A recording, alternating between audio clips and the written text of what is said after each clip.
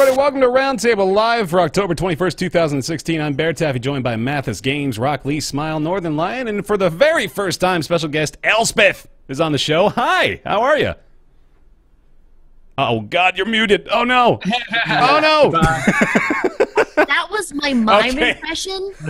I'm really good at mime impressions, like super good. Hi, guys. Hey, Sorry. Hey, how you doing? Nice to have you. Elspeth joining us. She is a streamer on Twitch here. Also a member of Main Menu, Nick and I's Twitch team. Very glad you could join us. On the docket for today's show, we've got the Nintendo Switch, something that Elspeth is actually very excited about, I hear. I saw it and I was like jumping up around in my room. My sister was like, "Are you okay? Is everything all right?" I'm like, "Yes! Look at this! Look at how cool this looks." We're not gonna get along. I know. I'm so excited about that. Continue. Elise was telling me that if you two don't get in like a near physical fist fight during today's show, she's gonna be real disappointed. Rockstar announces Red Dead Redemption 2 as well. We don't know a ton about it, but the fact that it exists is certainly exciting. Hello Neighbor, new survival indie horror game from Tiny Build. We're going to talk about the game as well as a little bit of what Tiny Build has been doing with the promotion and publishing of this one. The Hearthstone Heroic Brawl has drawn some ire from the Blizzard faithful, and we'll explain more about that a little later on today. Yes, we will. Oh, yeah. We will. Paper Mario Color Splash, the one that we didn't get to last week. Luckily, we've got another voice on that today as well. Accounting, the new VR game from Squanch, Tendo, and Crows. You may know them by their common names, Jace... What's that? These names. I know. And crows. Well, like the people behind them are actually like really fitting for the names themselves. Justin Roiland, creator of Rick and Morty, and then William Pugh. I don't know how to say it. I'm sorry, William, but that's the man behind the Stanley Parable as well. So they got together and they created a VR experience that is pretty awesome. Nick is going to be telling us about Dragon Quest Builders. The game came out on the PlayStation 4 earlier this year. That's right. Also, the Jackbox Party Pack 3, primarily Espionage and Murder Trivia Party, the new entries to that expansion. And then maybe a little bit of Civ 6. We'll probably talk more in depth about that next week once we've all had some time to dilly and dally through it. To start, though, a little bit better of a docket, I think, this week than we had last week, where we basically had literally one news story that we were rocking in. That's because I'm here. Yeah, the news comes with you, man. Thank you, Ryan, for coming back. I hope you enjoy vacation next week when you're gone again. Good one. The Nintendo Switch has been announced, formerly known as the NX. The Switch is here, and it's probably left us with more questions than we had before we knew what it even was.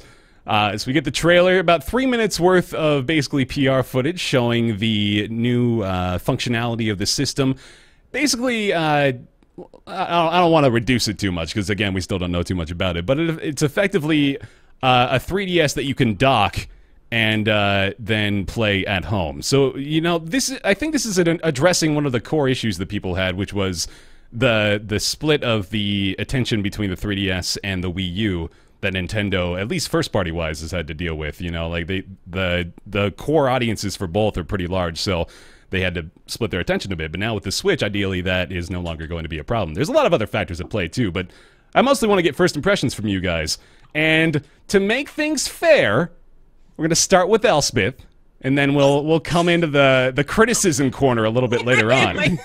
What does that mean? What does that mean? You're gonna start with Elspeth? No. Like, I want to. Like in this corner we have. I mean, you're not wrong. Let's duke it out. Let's hear your thoughts. Okay. Yeah. Well, I guess the fact that what you said already is that it is, you know, a 3DS basically that you can just take pretty much anywhere and then just dock it. I think that's super freaking cool. The fact that you can make that switch so easily is obviously. When I call it the Nintendo Switch, I think that the lineup that they have is pretty cool. The partners, the people that they're actually doing things with is very, very neat. I think it's a huge upgrade from the Wii U. Although I personally love the Wii U, I'm a huge Nintendo fangirl already. I think that this is looking a lot better in terms of like commercial success as well. So I think it's really paving the way for Nintendo. Even though the whole Skyrim deal, I'm also a huge Skyrim fan. That's what really sort of sold me. I have like this one-track mind when it comes to things. I'm like, I saw Skyrim. I can't wait. So it just seemed really neat. I like the design of it too. I'm kind of a sucker for aesthetics, so just the fact that it looks very plug and play, and I love the cartridge thing. I'm like, please, thank you, bring back the cartridge system. I love it. It looks really sleek, doesn't it? Like it's got a really good form factor to it. I think. Right. But I also like I said, I like the physical aspect of it, where it's like it's very plug and play and not everything's downloadable. Right. Which really separates a lot of the prior Nintendo consoles for me. But I'm very excited to see what they bring out for it. I'm rarely disappointed by Nintendo, so I'm probably the worst person to ask on this, because I'm like, yeah, go Nintendo. It's so good because you encapsulate my entire opinion, but like times -1. Like everything that you brought up as a positive, I respect and believe, but was exactly like the reason that I felt negative about it. I was like, Skyrim was like 5 years old, who cares? And then like, cartridges, I only want digital distribution. And like basically, I like Bruce Lee's Jeet Kune Do. I turned that optimism effortlessly into cynicism because of the kind of person You're just that I so am. well trained at this point, man. It's just redirect effortless. the energy around you. Use it against them.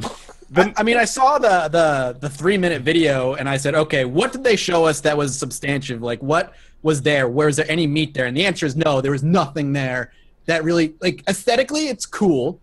Immediately, I can see a million companies selling a million different add-ons to be clicking on and clicking off. Where people are going to lose shit. It's just going to go all over the place. I still think it looks cool. I wasn't aware there was an issue that Nintendo was splitting their focus between mobile and console games. I mean, they've been doing it for 20-something years. I don't think it's really an issue of them splitting the two. I do like the idea of the cartridge as well, because in a flash drive or whatever they end up using, I think they can fit a lot more information on that. And it's writable. Yeah, but the other issue is every Nintendo initial launch has third-party support. The problem is the third-party support never makes any goddamn money, so a year later, they don't have any more third-party support because nobody buys any of their games. Nintendo has always had this issue of being the secondary console, the buddy console to your main console, which is the Xbox or the PS4. And it needs to do so much more to be a contender. And from what I mean, we know nothing really about the specs of the console so far. But my guess is it's going to be on par with the Xbox One and the PS4. And if I have the choice between the Xbox One and the PS4 and the Switch, I already have a PS4. So I'm not going to buy it. And I'll buy the Switch 2 years down the line when the Nintendo first-party games are there. But as a Wii U owner, the new Zelda's coming to the Wii U. I don't need to buy the Switch for the new Zelda. What purpose does it have somebody who has a 3DS XL and also has a Wii U? Who is this marketed towards? That's my question. So why should I give a shit about the Switch? From your position, their primary marketing position is sort of irrelevant. Like they clearly throughout the course of the 3 minutes were heavily focused on the idea of this mobile capability that is so seamless, you know? Like, they were promoting the controllers being detachable and the capability they had to allow for multiplayer on just that little screen a lot throughout the course of just the 3 minutes. So I think that's going to be a pretty heavy selling point for them. Well, tangent there as well. Do those not look like they would cause carpal tunnel in a matter of seconds? To everyone. No, there's no denying that. That absolutely looks like a problem, because if you're constantly like doing like, well, where does Yo, Ryan, I brought my Switch screen. You want to play some NBA 2K17 here? Oh god, that part of the trailer kills me when they just get off the court and then they start playing. Like, no, that's not how that works. No one's gonna do that. Hey, bro, let's go play basketball for an hour. I'll bring my Switch. After we're done playing in real life, we'll all crowd around my 7-inch tablet and play 2v2. The video games after. Oh yeah. Good So lord. my other question too is like, so is most of the tech in the screen if it's portable? Yeah, like so that's It's all in the screen. Okay. The dock is only the video outputs. I don't what kind of believe there's- battery life are we realistically Yeah. expecting out of this thing? And we've got multiple Not fault batteries. Nintendo on their battery. Honestly, Nintendo, I think some of their stuff has lasted the longest for me in terms of batteries. Sure. Like, Not I the Wii U, rarely have though. issues with Nintendo stuff breaking, and it's always easily rechargeable. I don't know. I've never had issues with that. So, not super threatening to me. The DS Lite was great. The 3DS is like worse, and the Wii U I thought was like pretty bad for battery life personally. Really, I actually Yeah. have never had a problem with that. It's like 3 hours roughly. And if you're planning to take this item, the Switch, with you, like it has to have good battery life, right? That's pretty important. I wonder, like, where realistically we can make the trade-off, considering that all of the processing power is within the unit that contains the display. How realistically can we expect it to have both good processing power, good enough to be on par with the consoles it's trying to compete with, both mobile and at home, and Right. then also have good battery life? I don't Don't worry, know. man. One month after the system's out, Mad Cats will have their battery extender add-on. Yeah, You can buy for yeah. $30. Yeah. Extend the battery life by another 2 hours. Right. I mean, when I look at the Switch, again, the Switch is a really neat gimmick because that's just what Nintendo does. They do gimmicky shit. But I just look at them like all that kids are going to lose those things so fast. Things are just going to They get don't even lost. have like wrist straps, do they? It's just these tiny Well, little I'm things. sure they will Okay. as add-ons. Yeah. I don't know. I don't know, man. And what they showed, like, it's like, hey, man, Skyrim, sweet. Thanks for the 6-year-old game that I have on every other system. Was it me or like looking at Zelda being played on the ad? Did that thing look framey as hell? Like, Yeah, it looked very low Did frame it rate. really? yeah. Even, like watch the the ad. trailer. Like, watch it again. Watch the trailer because it looks stuttery when they're playing it. It was probably 24, but it couldn't have been more than 30. Yeah. Interesting. I'd show you, Chad, but we get flagged, you know. So You we're Yeah. not gonna do that. Likes flame shit. My opinion of this seems somewhere in between both factions here. I'm Yeah. very cautiously optimistic, but I also don't hate it, I guess. It looked kind of nice. Like, it seemed like a quality build. It looked like something that I might enjoy carrying around with me, but maybe that's also because I've been looking at tablets lately for whatever reason, so it seemed like it just hit me right in the spot I wanted. If the hardware sucks and the battery life sucks, though, I'm not going to bother. And we haven't found that information out, so I'm still sort of reserving my judgment, but I'm a little more optimistic than I expected, because with Nintendo, I knew it was going to be a gimmicky thing. Yep. This is that, so I didn't have very high expectations, and they crossed my low bar, I suppose. And if I get to play the new Zelda portably, I guess that's cool. I didn't really want to do that, but okay. Right. It's just- That's one thing where I was not really. I don't know how often I would actually take Zelda with me. You know, that's something Right. where it's very much like relegated to the screen unless it is for specifically a handheld. If it's for console, I'm going to use it on a console. Like, that's just how it is. It's, my other not worry, but my other curiosity is like they have all this third-party support. Clearly, most of it's going to be ports of stuff that probably already exists, or like stuff that's going to come out brand new, but it will also be cross-platform to everything else. And most people who own or will play those third-party games probably already own an Xbox or a PS4. I just don't know who the Switch is for. I just don't understand. It's who for young millennials who are on the go, man. You Who gotta make over $100,000 a year. The trailer had like a VW bus in it. And, you know, it's all these crazy 20-somethings playing while they're sipping their coffee or some shit. Mhm. Yeah. And then on the rooftop, here's where I'm cranky. This woman just gets up and goes over to her friend's soiree on the rooftop. And Yeah. I'm just like, Classic New York soiree. Because now we have this Nintendo item Yeah. with us. That's not how parties work. Now we can play Mario Kart on our tiny baby controllers. Cool. If that commercial had been realistic, when they were in the VW bus playing Mario Kart, at least like 2 of the 3 people would have just been like vomiting all over the Oh yeah. like.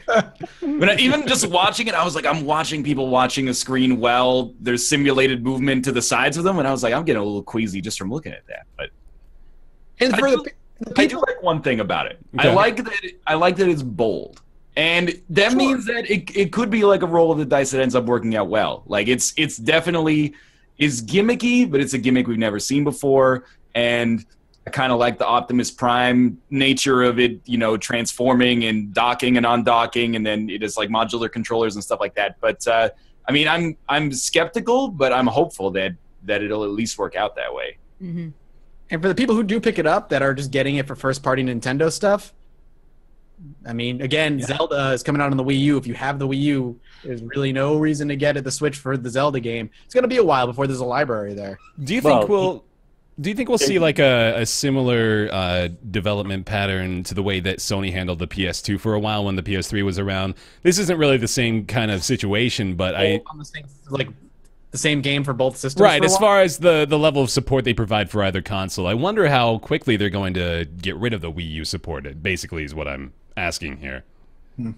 I guess maybe look at what they've done with prior releases, because I remember they stopped using Wii. They stopped tying the Wii to the Wii U after about maybe a year and a half, 2 years. I think that's when they were like, okay, this is officially where everything's going to stop. We're going to stop production, stop things for the Wii. And it's like, I don't know, maybe they'll do that with the Wii U eventually, but I can't see it being anytime soon, honestly. Especially if the Switch flops, which I doubt because it's a Nintendo product. I don't know. I don't really see that happening anytime soon for the Wii. Yeah, the Wii U did see well.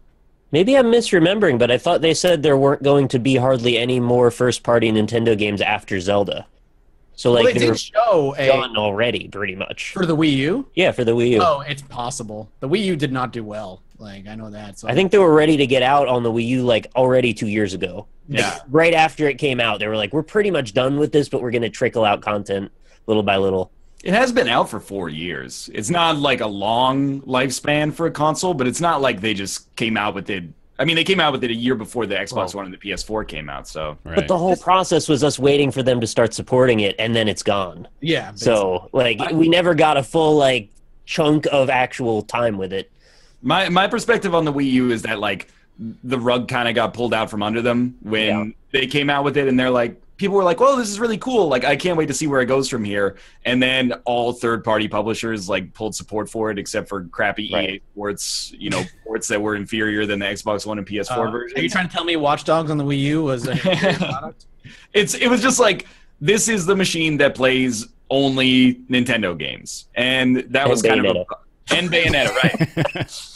I mean, I really, it's a bummer for that console that when people talk about, like, you know, the top 5 non-Nintendo games that came out for it, probably up there is Zombie U, where when it came out, people were like, this is a really cool idea that's kind of gimmicky, and it gives you a lot of hope for the promise of the console, and then that's it. If you look at it, the Wii was the same way as well. Outside of first-party Nintendo games, it was a shovelware console. Largely, yeah. And Boom Blocks. Confirm or deny, Elspeth, though, as far as the top 5 on the Wii U are concerned. Top 5 non-Nintendo. Non-Nintendo thing. Non-Nintendo? Yeah.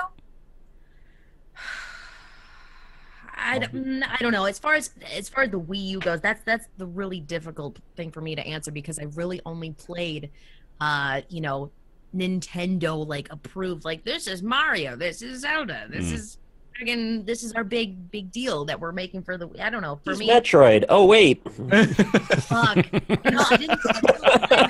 Nick, you can't complain. You just got a new Metroid game. Don't you dare. No, I don't know. I really only played like Mario Kart, Super Smash Brothers, the big hitters for the Wii U. Yeah. I didn't really pay much attention to the other ones. People saying Monster Hunter and Xenoblade are the 2. Makes sense. I I guess I really need to try out Monster Hunter, but it's never played one. It's just so my other. I'm sorry to keep throwing out concerns, but like again, and I hope it does well. I don't hate Nintendo. I love especially their first party. I think this We're might be talking like about Mr. Amiibo. Yeah. Exactly. Yeah. I have a million amiibos, so I'm like. I feel like I have to remind myself of that a lot of the time when we talk Nintendo, man. It's like I hear it now. I don't hate Nintendo, but here's a list of reasons why they're failing and they suck. So another like it's maybe a niche complaint, I guess, but like once we get the specs of the system, if it's on par with the PS4 and the Xbox One, we can assume the Switch will get equal support from third-party developers so long as the third-party developers end up making a profit. And once the other 2 consoles decide to go their next route, I mean, the Switch will still be maybe halfway through its life cycle. Once those two new systems start upgrading, the Switch will be left behind. Nintendo is constantly like behind the 8 ball when it comes to technology. They rely on their gimmick and like their gimmick, but they're always behind when it comes to technology, so that when the new consoles come out, the games are, you know, the best on the new stuff, and then the Wii U gets like the second-rate version of the game. I'd like to throw out a theory here, and this is extrapolating information from my understanding of Nintendo and the Japanese game industry. And what I believe is going to happen here is, as we get through the Switch's lifespan, they're going to slowly transition over to hosting largely mobile games that are also featured on iOS and Android. And by the end of the Switch's lifespan, they're going to pull a full-on Konami and pretty much stop making video games and just make mobile games. License out the rest. I don't think that's going to happen. That is a dark, grim outlook. I'm throwing it out there just so I can confirm it if it ever happens. Oh God, yeah, you just want to. You and your dystopian outlook. Yeah. I don't like. Look, chat. I'm not saying graphics are everything. I don't care that much about the graphics. What the point is, the developers will produce a worse product because of the technology. They can't do as much with the game, whether it's graphically or how big the game is or what the game's capable of, on older hardware. Like, it's just not possible. It's not about graphics or everything. It's just the developers are going to half-ass port something. That's just what's going to happen, because there's a track record that shows that. I don't care about the graphics. I play fucking Isaac every goddamn day. The game is not like blowing my mind graphically. It's just what developers do. Sounds like that's the bad ending for Nintendo. It really sounds like a lot of the concerns kind of come back to the third-party support in a roundabout way, at least. You know, like whether or not the people like Bethesda or EA or Activision are actually standing behind the Switch in a year or two is going to primarily drive its bigger market success. And like we mentioned, like there has been concern there since with the Wii U, they sort of abandoned ship pretty early on, but again, we're still sort of just in the speculative phase, and what we have now... What? We still know nothing. Yeah, and like what we have now is, though, like a list of the confirmed third-party support, which includes Activision, EA. We got Epic Games on there, too, which means Unreal Engine 4 support, almost certainly. From Software is on there, too, isn't it? Yeah, From Software shows up. THQ Nordic, the new... Is Rockstar? Oh, let's see. Give Zelda to From. Please do it. I'll spoil it for you. They're not on there. They're not on there. They're not on there. No, well, they're not on PC either, so... True that. They're on PC, like, when they feel like Xbox One exclusive, RDR2. You've got Telltale, Starbreeze, Ubisoft, Warner Brothers, Koei Tecmo, Konami, Take-Two. So, yeah, a lot of really good companies listed there. 505, Square Enix. Pretty much all the big players, besides a few select noteworthy names, but... promising, anyway. We'll see. I suppose we'll see with the Switch. It's early in the news cycle too. We're learning more and more every day. In fact, we learned a few things yesterday. In fact, just small confirmations. But hopefully, some tech specs will come out soon. Hopefully, we'll know more concrete info.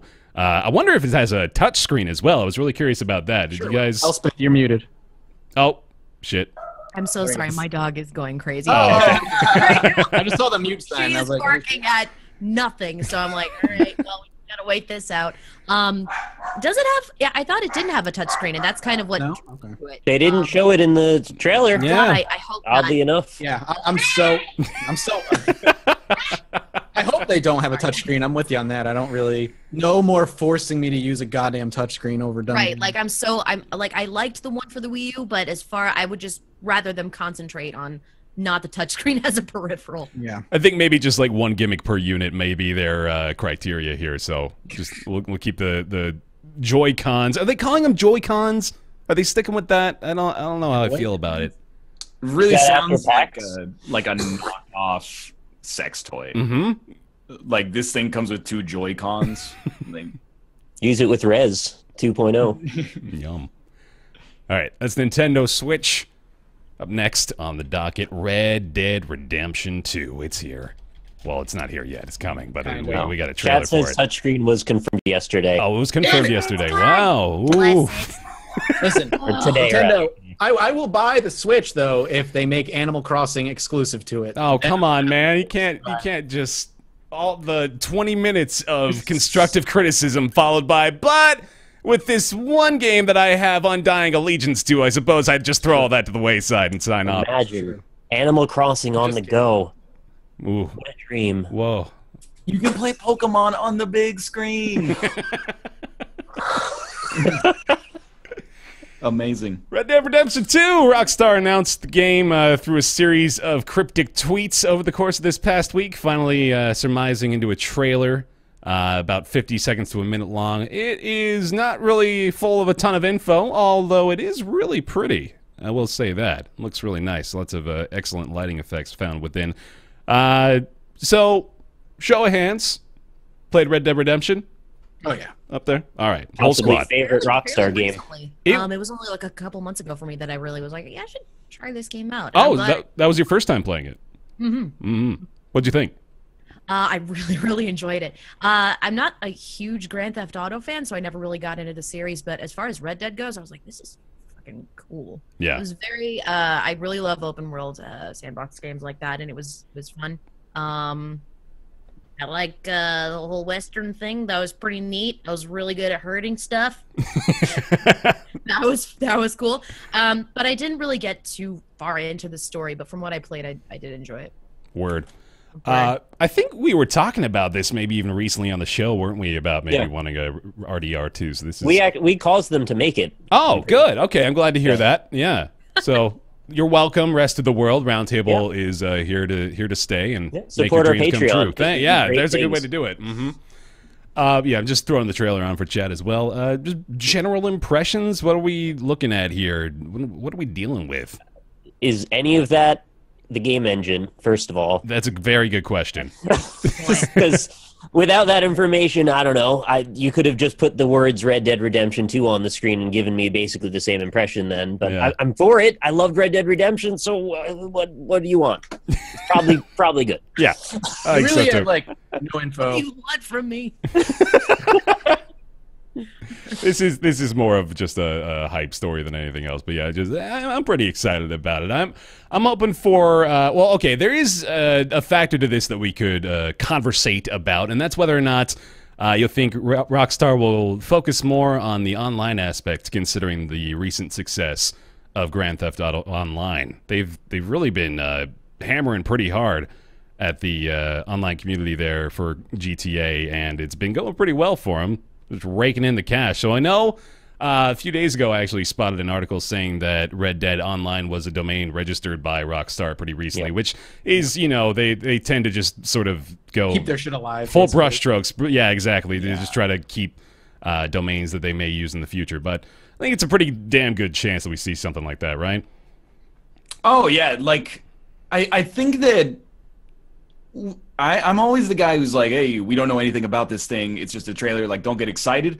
This is one of the very few things that selfishly I'm like, I kind of am okay with cautious optimism. Yeah. Or even unbridled, because I think Rockstar always waits until like the right moment for stuff to happen. Like Grand Theft Auto 5 came out in 2013. So it's been like, by the time this comes out, it will have been 4 years since the release of that. And they spent a couple of years working on online stuff. So I really feel like they release stuff when it's ready to come out. I hope there's an online component to Red Dead Redemption 2 if that ends up being what they actually go I think with. they've confirmed there is.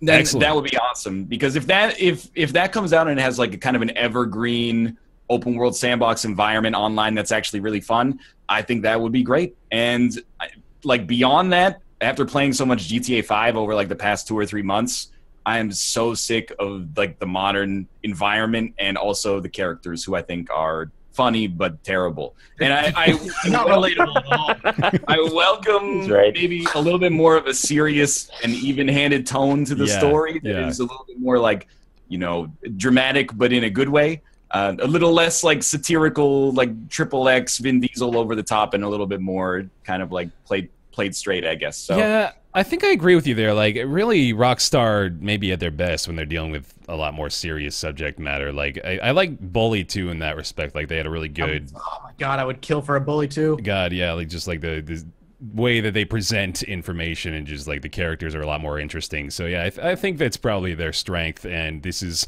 definitely one of the more serious series that they've ever put out. Well, series now, I guess, but just like entries to the series here that more than likely will be dealing with much less humorous content, I'm sure.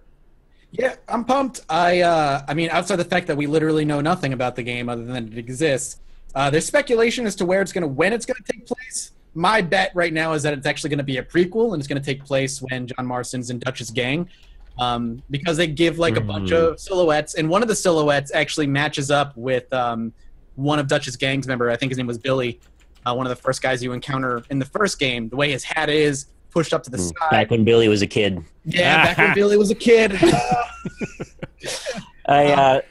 There's a reality check I've got to throw in, though, and that's, is this going to end up being exclusive to Windows 10 and Xbox One? Well, PS4 and Xbox One, we know that. Yeah, we're worried about it not coming to the PC at all right now. I thought that was the concern you were going to bring up. Is the or that's the other direction you could take that and go with that one. It's a lot worse, isn't it? It's all bad. So yeah, that's the other big thing is that PC. It's not announced for PC. It's only announced for PS4 and Xbox One.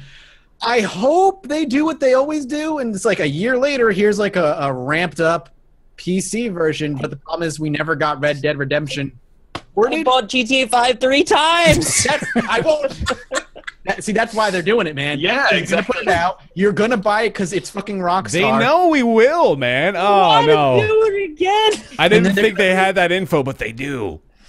I guess apparently the reason Red Dead Redemption was never ported over to the PC is because the code was god awful. In order to make it work on the PC, they needed to work on it for like a year or two or something. I think that's the rumor I read. I don't know what the, how factual that is. Yeah. But man, I hope Red Dead Redemption 2 eventually hits the PC. Give me 6 months to a year later, and it'll suck, but I'll wait for a PC version as long as it's confirmed that it comes to the PC. Yeah. I have to imagine that it will come to the PC just because of how ridiculously successful GTA 5 on PC has been. Well, GTA 5's still on their top. It's on the top sellers every week, isn't it? Yeah, Take a look. People use this phrase all the time, but it just prints money. It is always selling, and then microtransactions in GTA Online are killing it as well. So GTA is still in the top 15 right now. And if it goes on sale for 2% off, it gets into the top 10. Yeah. Every single time. So I would be surprised if they didn't port it over. And I do think that Rockstar is one of the few companies where I do sort of buy the excuse that they're we just want to release the best version of the game that we can first. Well, GTA 5 was incredible on PC. Yeah, they really did not just wait a year and a half and then port the PS3 version over to PC for GTA 5. And there's so many for PC fans. There's so many options you can play with. Honestly, props to people who wait for that kind of thing on PC, though. They're like, I must have the best quality. So it's you wait, but at the same time, it's gonna be really, really difficult to avoid, stories. Oh yeah. Well, Yeah, this is one of those cultural phenomenon games, like a new episode of Game of Thrones that everybody's all over Twitter with. Yeah, exactly. And as people who are involved with the cutting edge of whatever is new, there's no way we're not going to have to buy the first iteration of it, whatever it is. Yeah, which is why you bought 3 copies of, GTA 5. Wait, did you buy the re-release on PS4 then? Yes. Okay. At that time, we still didn't know it was coming out on PC, so I was like, all right, is this the definitive version? And then they announced the PC version. Okay. So I hardly ever played it on PS4 at all, actually. Yeah. I like the idea you had of the story as well, Nick, which it was really interesting. I was reading an article on, I think it was Polygon a few days ago, about the voice actor for John Marston, Rob Whitehoff. I guess he has just abandoned the industry after the Red Dead Redemption performance. Just sick of the bullshit, man. Sick of the Hollywood nonsense. So good for him. Good for you, John. You ride off into the sunset even though you died at the end of the first one. Spoilers! Sorry. Sorry. We all played it, so I knew I could get away with it, but there we go. Red Dead Redemption 2. That would be it's kind of strange to just do that one thing and then be like, all right, toodles. Yeah. I mean, it's such a big thing to your name. You could not just choose not to do that particular style of game. Go for some other genre. I don't know. It just didn't seem like a great decision. I guess he just had one too many just really awful experiences. Like one in particular I was reading about, he flew out to something, it was like Tanzania or something like that, with a producer who claimed that he had this big project for him, it was going to be great, and then he's out there for a week, didn't know anybody, didn't know what he was doing, and turns out they had nothing for him at all, and he just wasted a ton of time in a foreign country. So I don't know, just experience like that maybe would leave a bad taste in your mouth pretty permanently. And sounds like the dude needs an agent. I guess, yeah, that's probably the first step toward a better life there. But well, the voice acting union just went on strike, yeah. So he missed his window. He sure did. I think that's very, very interesting. That it's basically, I think it's about covering health expenses. I think it's got something to do with insurance and how SAG is being cheap yet again. So they sent out like this mass email, we're going on strike against these particular companies like Warner Brothers or Disney or Formosa Interactive. And a lot of people are like, I don't know if I can necessarily refuse this work, because a lot of voice actors in the union, they're like, this is kind of what I do. I need this. Yeah. I don't know if I can go without this, particular job being, this opportunity being afforded. So it's a very fine line with people who are able to refuse work. With SAG, I don't know. It's kind of tough. I was reading a bit about that strike earlier today. I guess they haven't really negotiated a new contract with the big. They're super stubborn. That's the thing. It's like the board is like, wow, we don't know how well we want to take care of our voice actors. We just want you to do a good job, and then we're gonna take some of your pay. Yeah. It's almost like a corporation at this point. It's very strange. It's becoming such a big industry now, though. I think they're finally getting to the point where they can be taken more seriously. Not that, they weren't before, although maybe that was part of the issue. But it is, they're making the big bucks in those games. The actors need fair treatment, so I'm kind of glad this is happening, honestly. I think, it's bringing to light a lot of the unfair treatment that voice actors experience. Just because they're not on screen, doesn't mean that they're still not doing as great of a job as a screen actor would. Right. It's still acting. It's still part of the business, and a lot of people really look past that because it's like, well, I can't see your face, so must not be as great. Relevant note that I failed to mention at the onset of the podcast here, and you'll pardon me the moment in the spotlight for you, Elspeth, but you may recognize her, Cadence from Crypt of the Necrodancer, as well as Tristana from League of Legends. Yep. She's famous, man. She's super famous. Actually, Cadence was my very first voice acting gig. Oh, really? And I remember seeing the artwork, and I was like, wow, this looks really fucking cool. Really neat idea for a game. And I had no idea how popular it was going to end up being. And the team is amazing. Just working with those guys was really a great experience. And yeah, it was good times. It was good times. Hell yeah. And then Riot's amazing as well. They're another great team. Always very happy and positive. And obviously League of Legends is ginormous. So they were like, hey, would you be interested in auditioning? I'm like, yeah. Maybe. I'll think about it. Put it on the pile. See if I can get to it at some point. I'll put it on the back burner, maybe. Yeah. All right. Well, voice actors strike. That made its way into the docket. Sweet. Now, moving on to Hello Neighbor. Mathis, Hello. you played a bit of Hello Neighbor. You want to tell me about it real quick? Yeah, sure. Mathis? I didn't know if you're talking. I thought I said Mathis, but anybody can do it. I'm not even in control anymore. You go. You can do what you Go, want. Mathis. All right. I was going to say, go ahead, Nick. But Hello Neighbor is a game that is currently in pre-alpha/alpha by Tiny Build Games. It is a first-person horror game in a weird way. Say that, yeah. Well, that's what they market it as. The idea is that your neighbor's doing something really fucking weird in his house, in his basement, and you got to get into his basement and see what he's doing. The draw is that the AI of the neighbor learns every single time you do something. So if you go through, say, a back window one night and remove one of the locks but get out before it catches you, the next night there may be a bear trap by that window, or he may have done something else to that window. And so every night's a challenge. It's a little bit of procedural in that way. And that's it's a really basic premise in that, like we were talking for a bit before the podcast, the idea of it being a horror game is more the fact that like the neighbor will just kind of surprise you, and that like you'll turn around and he'll be like coming in the room and there's like a loud audio cue that'll make you jump. But graphically the game is really cutesy and like Pixar-y, so it takes a lot of that horror, that fear away. Can I reuse my funny joke that I said earlier? Oh hell yeah, do it. And it's like the butler from Tomb Raider. If you hear him like clanking around everywhere, I used to like lock him in the meat locker. Just stay in. The only option, yeah. But yeah, no, the game looks really. It looks kind of. It's early access. It right? is okay. So it is early pre-alpha. So like we're watching footage here, and before we criticize it, because I think we're going to. This is the build before the build before the build before the build that people get. Generally, the game runs like ass. Well, I played it at PAX West, and it might be the same build. It's probably like a little further along, but a lot of the time it just like didn't work. Really? Like they were doing like a guided demo, and they're like, "Why don't you go in through the garage window?"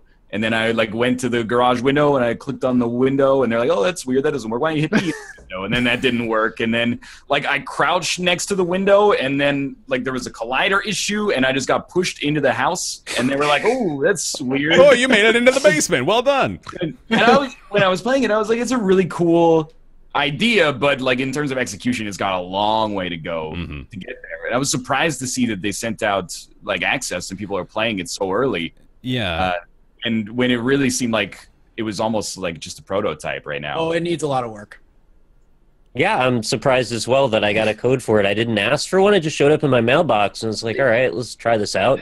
There's maybe like 5 minutes worth of content, if that even. Yeah. Like you can just walk across the way, try and get into the house a couple of times, and not really that much happens. He'll catch you. You'll go back to sleep. You wake up the next day and do the same thing again.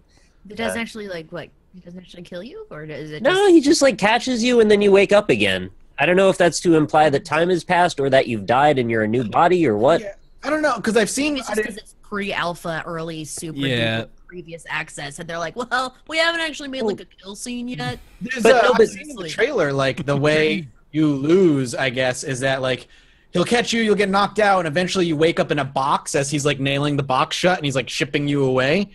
That's what I've seen. The premise involves you losing to change. Like, so there's an element of it that's a little bit like Dark Souls shortcuts, where you'll go in one day, you'll unlock a back door, and then the next day you can come back and use that door because it won't have a lock anymore. And if he catches you, I believe those things stay, but maybe that's the way they're routing it. That when you die, those things reset. I don't know. I think. Yeah, I would assume. Yeah, it seems like the core gameplay loop is like. Not this is a bad example, but you know, like Rogue Legacy has their permanent upgrades over the course of many playthroughs. I think that's sort of the similar premise here, is that you'll make more progress as you attempt it more and more and more. It needs a lot of. It still needs a lot to get. There's so much to be done. I'm surprised they sent out codes as well, just because there's just not a whole lot of meat there. I feel like they could have waited like 6 more months before announcing this game. I want to talk a little bit more in depth about how they are promoting this too, because it's just sort of a really interesting, and it happens to be Tiny Build too, a publisher that we've discussed the promoting habits of in the past. They have very unique ways. Yeah, they're trying a lot of different things, and I'm wondering how I feel about this particular one. So of course they're sending out the early pre-alpha builds to a lot of streamers and YouTubers, and I think they're actually even like just sending it out to their general mailing list as well. I'm pretty sure, I don't know if you guys saw this one, but I got an email that contained a link that said something like, if you go retweet this tweet, that's our pinned tweet on our profile, and like it, then we'll enter you into a giveaway for one of the Hello Neighbor codes. And I'm not sure if that's like streamers. I'm not sure if that's streamer or YouTuber exclusive, or that was just like they sent it out to everybody that follows their list. But that is that marketing though, like go to our Twitter and tweet it. Maybe this will happen. It's like they've changed their header on Twitter to the Hello Neighbor stuff. They're going all in on this one title pretty heavily, and there's also one that kind of rubs me the wrong way more than any of this other stuff does too. There was one email in particular I got from them. It said, "Get into the Hello Neighbor Alpha early by backing Guts and Glory's Kickstarter." So it says, if you back this Kickstarter at $25 or higher, this is not really a foreign concept as far as like You know, for example, back in the Halo days, if you bought Crackdown, you got access to the Halo beta, right? So it's been a thing in the past. But this one, it's the fact that it's so early on, and just the what they're offering at the moment is really not even near a finished product. It's just sort of fishy to me. I don't know if I'm alone in that feeling. That Kickstarter thing that was marketed specifically towards streamers, that they want to encourage people to play the game by paying for it and then advertising it for them? Is that what you're saying? That's a more plain form of it, but I wouldn't disagree necessarily. Like, I really like Tiny Build, but that's kind of weird. I don't like that very much. I'm on the same page, yeah. I feel like Tiny Build is the publisher that does all of the weird marketing stuff, and some of it works out really well for them, and some of the time you're like, eh. Like for Cluster Truck, if you pre-ordered Cluster Truck, you got access to the totally accurate battle simulator pre-beta, but then it didn't like morph into the actual like full release when the game came out. It was like you only got access to the beta, and I was like, that's kind of weird, but maybe it's okay. People are excited about the battle simulator, so that's sort of cool. Yeah. And then a lot of streamers were really into the affiliate sales for Punch Club, and they got like a ton of positive press for that. And this one, I sort of agree that it's not a huge fan of anything where it's like, you know, we really respect you as streamers and YouTubers, but we think you deserve access, but we're not going to give you access unless you retweet. We're going to dangle it on a string in front of you and lure you along. Exactly. There's also weird bias in that, too. Like, if you're going to have to pay for something or sort of look like you're promoting it, like, you can't come across as completely neutral then, or at least it makes it more difficult. Yeah, exactly. I discourage that in general. Still, for them, even though I'm not huge on, like, well, this is a purchase stream where I'm promoting this, it's still exposure for their game. Yeah. You know, regardless of whether or not you enjoy the game or actually get a key, it's like, oh, cool, thanks for the retweet. Now we're on your Twitter feed, and now it looks like, well, of course I love this game. Yeah. It's a thin line there, and I don't like that sort of approach. I'd rather them just be like, are you interested in this? Here's a key. Yeah. And again, Hello Neighbor is in no shape to be shown off to anybody right now anyway. I completely agree with that, man. I don't want to be too mean, but I'll be mean. There's no goddamn options. You can't tweak the graphics. It runs at ass FPS. It doesn't look all that great. There's a lot of missing audio. The game glitches. It's crashed on me. It's just not ready. It's not ready to be seen outside of a heavily edited trailer presented for people to see. It's just not ready. There's nothing there. Also, the guy you play lives, like, in my mind, I don't think he cares about what's in the neighbor's basement. I think he wants to live in the house because the house that you live in is literally a bedroom and a door. You have nothing there. Really, you're just trying to find a warm place to live with heat and food. Yeah, it's a bit harsh, but I kind of agree. I can't. It really could have just been a trailer, and that would have covered everything they needed to do. Just give it another 6 months and then talk to us about it. I think I like the premise, though. It's a good premise. Yeah. I think they really they just bought a bit too heavily into their own hype right now, and this game is still I like there's two things that'll happen at this point. Either they're going to rush production and try to get it out there a lot more quickly while the hype is still high, or it's going to die off and Starbound. Yeah, like they're just going to lose interest as we progressively find out more and more. Hello Neighbor is now in alpha. Hello Neighbor is now in beta. Hello Neighbor now early access release. You know, like why do they need to do this now? Is my question. Like, yeah. Are we looking at maybe they need money? Like it's not even available. It's not even available to buy in early access like right now. That one game that they released in alpha still. What was it? No Man's Sky.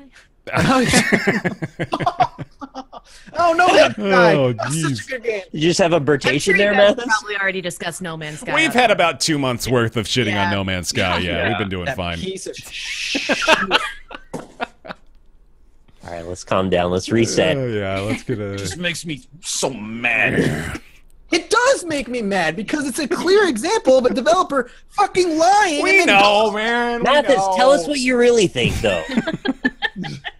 They fucking did you know like they shut down like the mod just shut down the subreddit. The whole for subreddit, yeah, it just I'm done. went under. And it's under two like oh my god, I don't want to. How many readers are on that thing? There's got to be like hundreds of thousands of people that are still There was following posts that. going up that they had like like 1,000 upvotes every day for the most part on that. The moderator's like, fuck that shit. Anyway, it's too early. I just don't understand why they want to put it out so early. It's not even available for sale yet. Well, there's one more thing I want to mention. That's that they know the development roadmap because they've already announced there's going to be an update for people that have a code now. Yes. In the next week. And it's supposed to add a bunch more final content. I don't know what that means exactly, but final as in target. I don't know how that'll affect the part we've seen already or whether or not that'll make it dissonant, because if you end up with a spy party thing where half the game looks one way, the other half looks another way, that's even more fracturing. Right. Mm-hmm.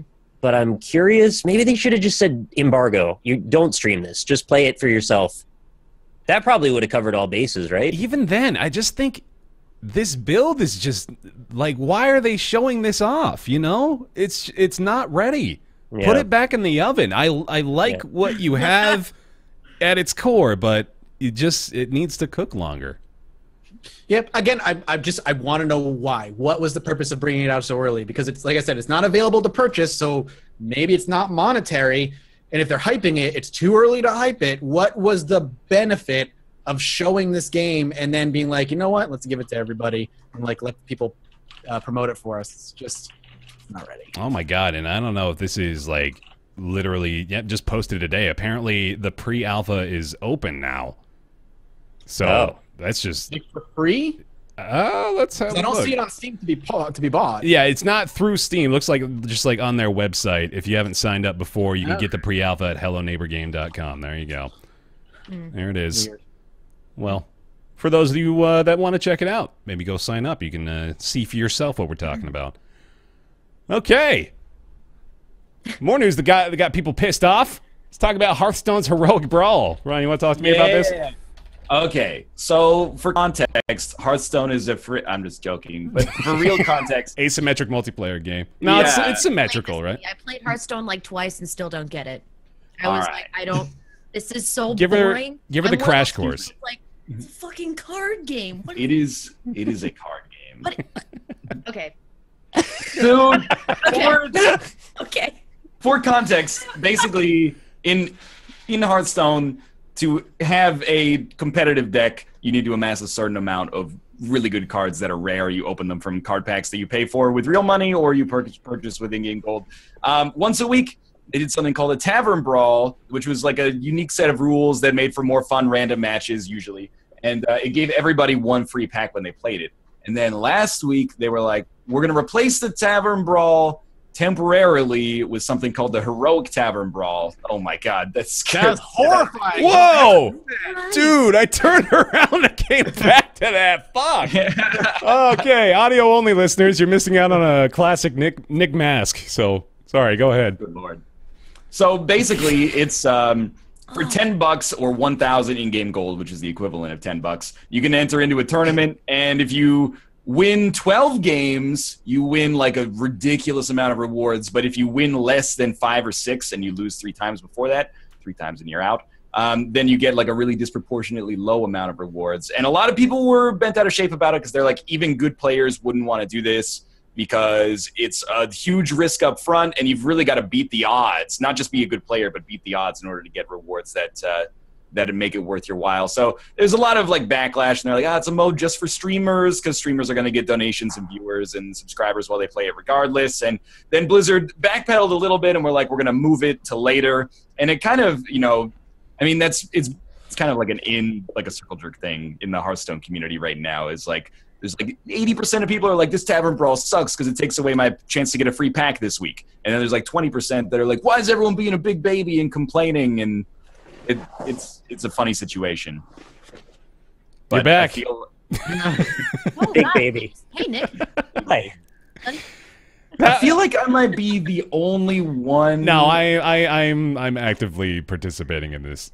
I don't mean to like of you guys, but I think I'm the only one who participates in like the grind of Hearthstone. Really, So for me, like I do the Tavern Brawl every week, and I get my pack, and then I go grind gold elsewhere. So like I don't intend to play the Heroic Tavern Brawl. If you guys play Hearthstone but play it like just more casually here and there, I guess it's kind of an issue that doesn't really affect you at all.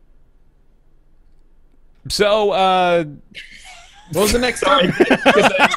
Guess I didn't give you much on that I did, one. yeah, no, that was a complete barrier. Well, if you want, we can do NL's Hearthstone Corner. They also released I'm curious, like, whether or not you feel personally slighted by it, honestly.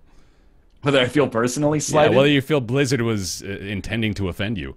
No, but people are mad because Blizzard takes like a 30% rake in it. So it basically they're taking gold out of the economy just before they announce the new expansion, which everybody thinks is going to come out of BlizzCon. So there is a little element of like, are you that cynical about a game publisher? And I think the answer for a lot of people is going to be yes, that maybe they just masterminded this Tavern Brawl to suck gold out of the economy, so when the actual expansion comes out, people are going to be more inclined to pay real money because they won't have like a ton of gold stored up. But pardon my ignorance, but do you actually, I mean, you can buy packs, right, in Hearthstone already? Correct.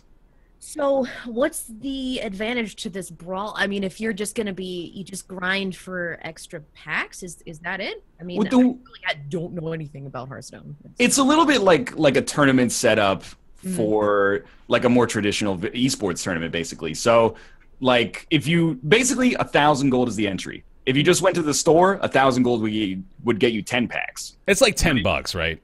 Yeah, it's $10 basically. Okay. And then if you get the maximum number of wins, you get 50 packs for $10, which is a ridiculous payout. Plus you get 3 gold legendaries, which is like maybe even worth more than the 50 packs to begin with. But if you get 0 wins, you only get 1 pack. So there's a huge variance between it. If you're like really confident in your abilities and you do well, you could turn that 1,000 gold into something that like paid for itself 10 times over. But if you're not confident in it, then you just missed out on basically $9. And to grind that in game is like probably 2 weeks. So people are like, man, that's a bummer, especially with the expansion probably coming out in 6 weeks. Yeah. Or so. I mean, it definitely seems like a risk to take, but I mean, I guess is it for the people who are more like dedicated to the game, or is it more casual players? Like probably honestly, I think people were right that it's marketed towards streamers. Yeah. For whom like if you're a Hearthstone streamer and you pay $10 or 1,000 gold, that's not really a large investment considering you'll be able to play it for a few hours and then there's not only the chance to get your reward back from playing, but also like your viewers supporting you. So, no offense, Nick, but I'm going to take the Nick approach here and say that this is definitely it seems to be a case of like Blizzard knows not only are they marketing it toward the streamers, but they also know that people watching the streamers will see the streamers perform well and think to themselves, oh, he did really well with 1,000 gold buy-in and got 11 wins and got 16 packs or whatever. Yeah. I can go in myself and probably have a similar experience, and then I go spend $10 and get a pack and get rare and 4 commons. So like that, it's Blizzard knows what they're doing here, but it's going to make them a bunch of money, and I can't really be too upset either because it's opt-in. I think most people know what they're risking, know what they're getting into with this situation, so it's just it's a little gambly, it's a little fishy, but at the same time, how long is it going to last? It's only going to be for a week. But as far as I'm concerned, there's 2 things that are interesting about it. One is that it replaces the casual guaranteed payout mode that's free for a week with something that's super hardcore and it has the chance for like huge variance. And it's then weird that they replaced it. Yeah, I really wish they did it alongside. Yeah, but I mean it's only for a week, so it's not a huge deal. But then the other thing is like, is this the direction people want Hearthstone to go? Where it's almost like a little bit more of like an online poker sort of thing. Like right now, Hearthstone is like the most you can lose is like if you pay for Arena and you go 0-3, you lose 50 gold. You lose the equivalent of 50 gold, which is nothing. On this, you could lose the equivalent of 900, which is going to make people pretty bummed out if it happens to them. But yeah. I don't know. I guess it's a point of personal preference. For me personally, like I'd prefer if they just made that a separate mode that I could never touch because I am not confident in my ability to beat really good players. And then they gave you the Tavern Brawl every week anyway, and maybe made them a little bit more enjoyable than just getting shit on. Make a deck out of 1 card. And, right. Every turn, all cards are random and have random mana costs. Anyway, that's Hearthstone. Sweet. All right. Well, that's the heroic brawl. It's Yeah, but they're also giving away a bunch of free packs if you choose who you want to win in the Blizzard, the BlizzCon World Championships. So you should just log into your Hearthstone account and then pick a random person, and then you could get some free packs. Yeah. Can I give them to you? No. Oh. You can't gift packs? No, you can't get packs or gold Really? or dust. Yeah. Because then they won't make any money. Right. Good point. Yeah. They're buying back a little bit of goodwill though with that Champions giveaway, so that's good at least. Go Sidonia. I chose him because he is Canadian, and I know nothing about the Hearthstone esports scene at all. So he's my favorite player. Go Sidonia. I think guaranteed he's going to win. Hold on, I gotta remember who I actually chose here. Guaranteed. I have chosen Jason Joe. Oh, you're fucked. Oh, Sorry, Bear. sorry. All right. Okay, moving on. Let's talk Paper Mario Color Splash. Ooh, yeah, okay. Talk about Paper Mario Color Splash. Elspeth, you gotta tell me about this one.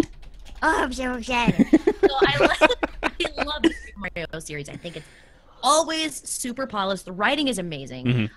They always do a great job with sound design. The music is always very memorable. It's just colorful and fun. It's one of those games where you're just like, God, I really, really enjoyed that. Or you get like a meal, like a big ass fast food, like big ass burger or something. You're like, you know what? I'm gonna eat this and enjoy it. It's probably not worth super much in the long run for me, but I still really enjoy it. And for what it is, I think it's a very, very well made game. I've only put like 3-4 hours into Color Splash proper, but it's a lot of fun. The combat system is well thought out. You actually use the gamepad a lot more in this one than I think, because obviously it will be you, but use it a lot more than I thought you would. Which does take away a little bit from the experience sometimes, where it's like, well, now I have to look down here. I have to look at this screen instead of this screen, where I would rather have everything be just on one screen. Yeah. Yeah. But as far as the actual experience goes of Color Splash, I think it's very fun. It's very well made, and the writing is always stellar. It's just really, really.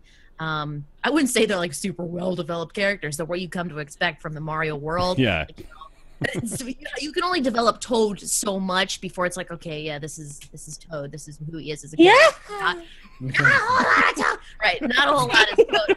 But That'd destroy a voice. no, I was actually doing a voice cast with Paper Mario, and it was a number on your vocal cords because there's a Toad every 15 fucking seconds. You're like, why did I choose to do this? But it is fun, and I don't know. I'm really looking forward to getting more into it.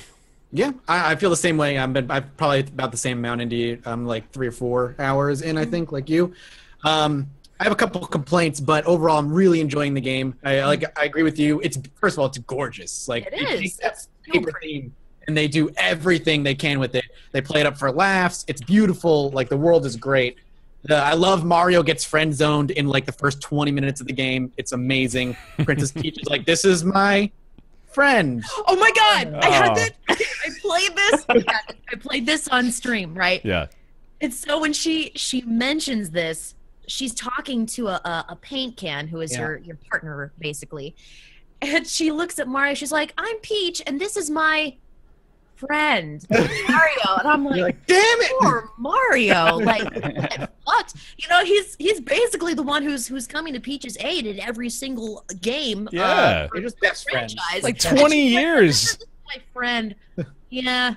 She made him a cake. Yeah, she made him a cake. You get the kiss on the cheek every once in a while. Don't expect any sexual favors from Peach or anything, but still, it's like, come on. It's because Luigi's secretly porking Peach behind the scenes. We all know it, don't we? Yeah, there's just some nasty relationship going on. That's the legend. Mm-hmm. Yeah. Tell Luigi has higher testosterone levels just based on his physical stature. Yeah, he's a little taller. He can jump higher. He's taller. My biggest complaint about the game is actually was something you said earlier. Is it's the forced use of the gamepad. I goddamn fucking hate it. It makes combat go so slowly. Because the way combat works is very similar to Sticker Star in that you don't level up. You don't have abilities. You use cards that you gather when you do combat, and you can determine the power of a card by putting paint into it. and you can like maybe do a half power if you only want to put like half the paint into it, because paint is a finite resource that you manage.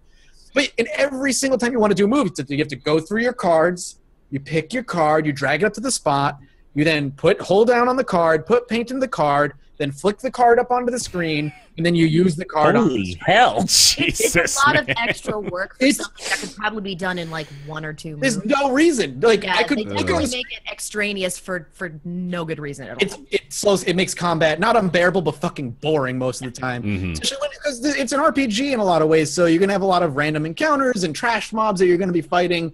And every time I get into combat, I'm like, okay, fill the fucking pay. All right.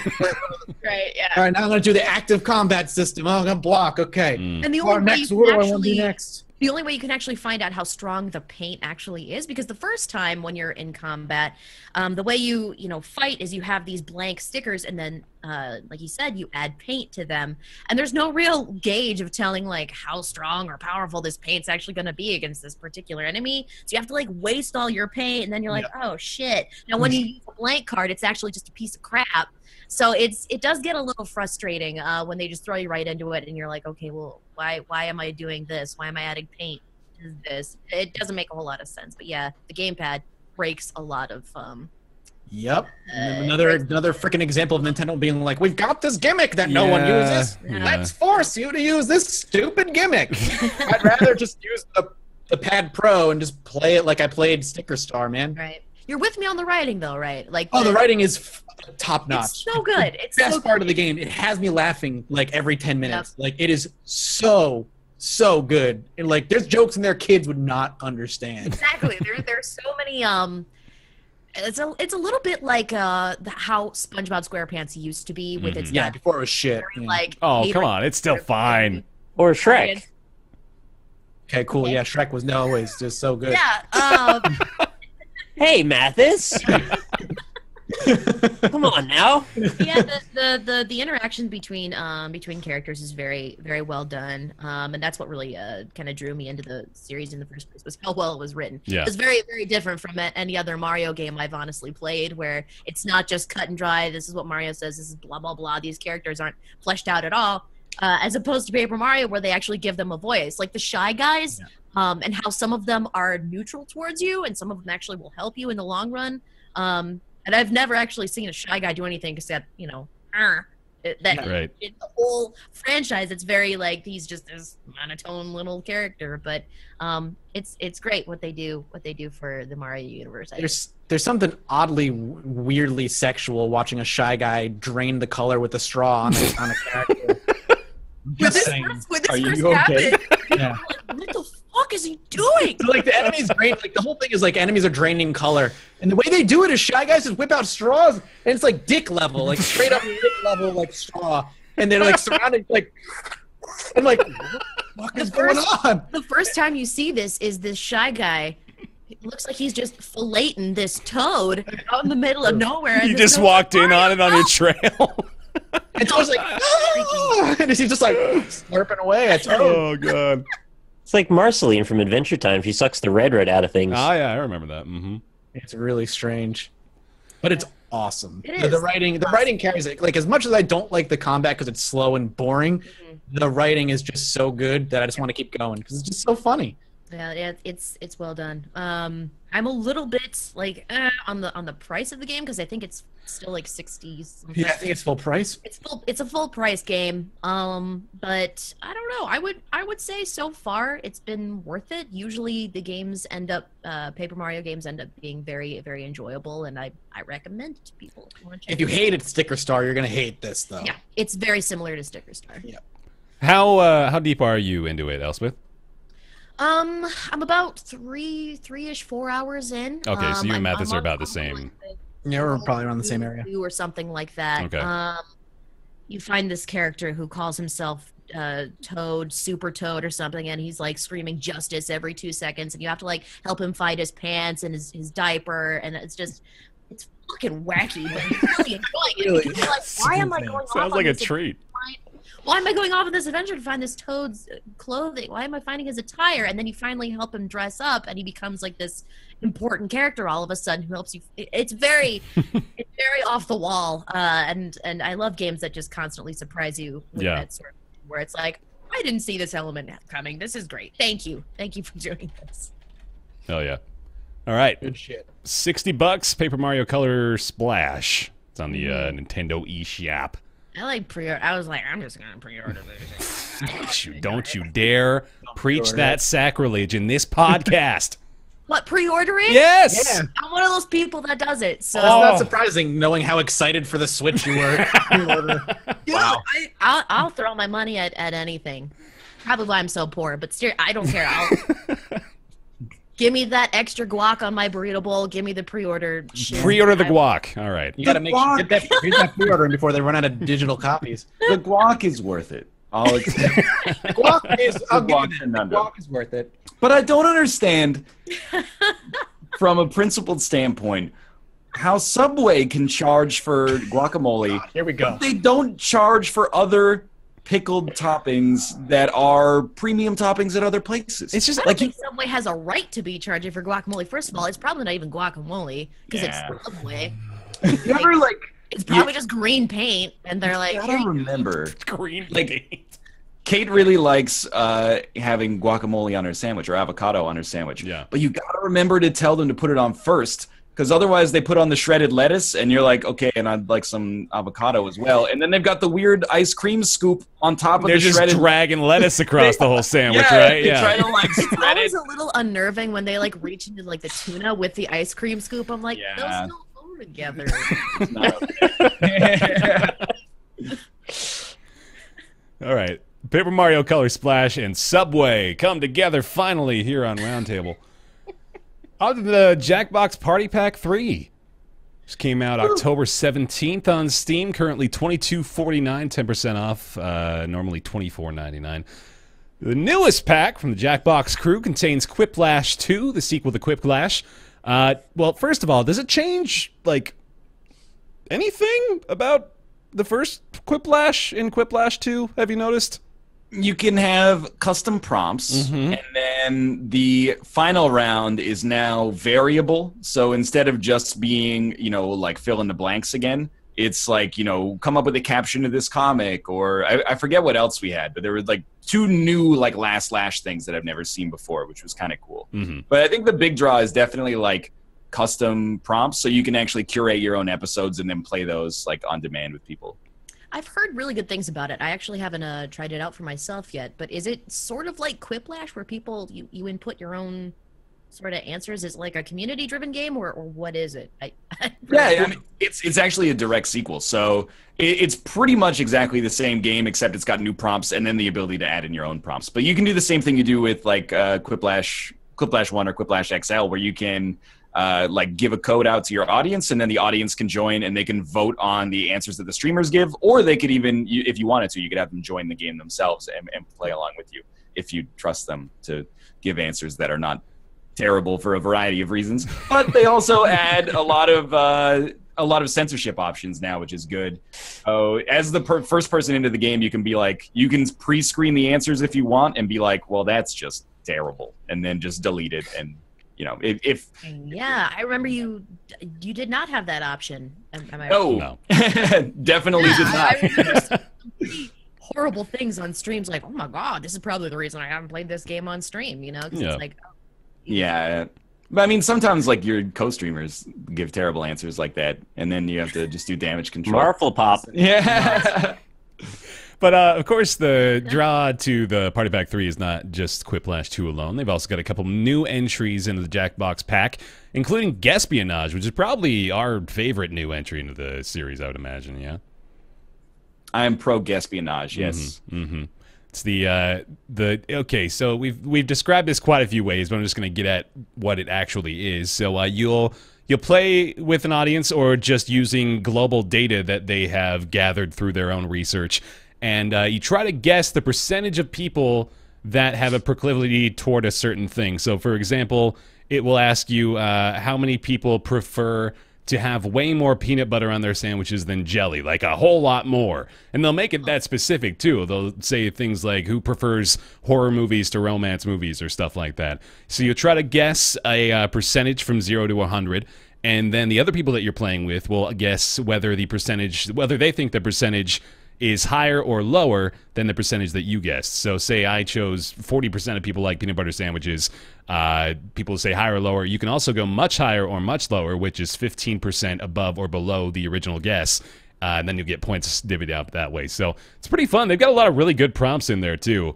Good Twitch game, good audience game. I do really wish they would allow for custom prompts in there, especially considering when you have like more than 5 audience participants, it just pulls straight from the audience data for the people that are playing along with you and doesn't actually use any of the global data. So there's room for improvement there. A couple of things that I think we'd like to see, but otherwise really promising. It's the same like that we were talking about on the stream, where like every Jackbox that comes out makes the Jackbox Party Pack better, but they also leave like one obvious opening where you're like, well, I guess in the Jackbox Party Pack 4 that'll happen. Right. So like with Quiplash in the last one, people were like, I really wish that there were custom prompts so you could make your own episodes. And then they added that in the third one, but now Guespionage has like a shortage of prompts, and you're like, man, I really wish you could just make your own survey questions. And then I'm sure like Jackbox Party Pack 5, we're going to have like custom episodes for Guespionage that we can have. Yeah.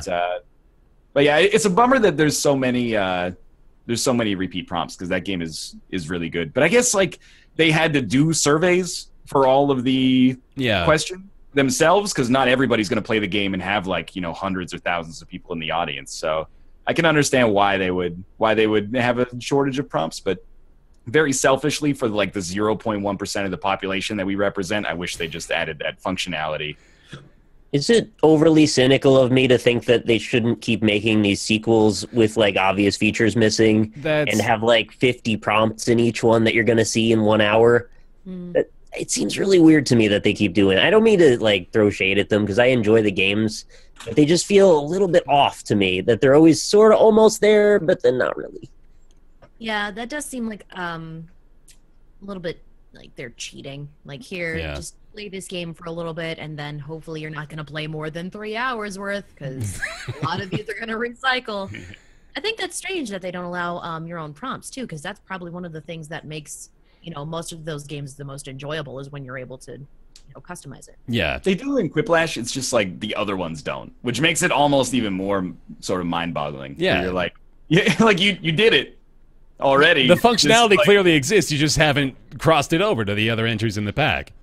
Yeah, but at the same time, I also sort of see it like almost as more of a board game than as like a video game. And at that level, like $15, even if you only get the opportunity to play it, you know, maybe 3 or 4 times, is a pretty good value as far as games like that go. Like, I feel like for the average person that isn't a streamer, this is the kind of thing where, like, you know, you're having an after work party or something like that, or it's Thanksgiving and you're like, let's put Quiplash on, or, you know, let's play Guespionage or something like that. Or another thing I like about it is the idea of doing like community events at like bars and stuff like that, or at conventions. Like, I've seen some places do that where they're like, okay, tonight is like Quiplash night at this bar, so like come on out and, you know, be terrible publicly and maybe win some prizes. Yeah. I would much rather have more prompts than less production value. Like, I don't necessarily think the voice acting adds much to it. I don't think the weird videos of people going into the refrigerator add much to it. Those like, don't make any sense at all, man. Like, just take those out and put more just put more of the actual content and make it less of a game show and more of a board game then. Yeah. I feel like that would satiate everybody. Make it actually fun to play. You know, I don't just want like the lead up. I don't want the intro to the game. I don't really care much about that. Just make it good. Yeah. For when we're actually playing. Yeah. It is good. It's just too short. There's just not enough content. It's kind of like, it's a vestige of You Don't Know Jack, really, where like You Don't Know Jack was a trivia game, but there were only like maybe 20 episodes that had like 10 questions each, and they were all curated, and they had like you know, funny dialogue related to each question in it. It was like a different philosophy for development. And I actually agree with you that I really prefer the Jackbox stuff as like an engine for kind of funny moments that happen between the players, as opposed to the game telling a joke and then you distribute the joke. Because it really, from a streaming perspective, it really doesn't work. That only the person hosting the game even gets to see it. And that's another thing I wish they would work on. Like, I wish Jackbox Party Pack 4 was just like, if you give them the code, they can just play the game on their screen instead of. Yeah. Just give me a client. I'll pay $5. Give me a client. I can't make the games. I can only join them.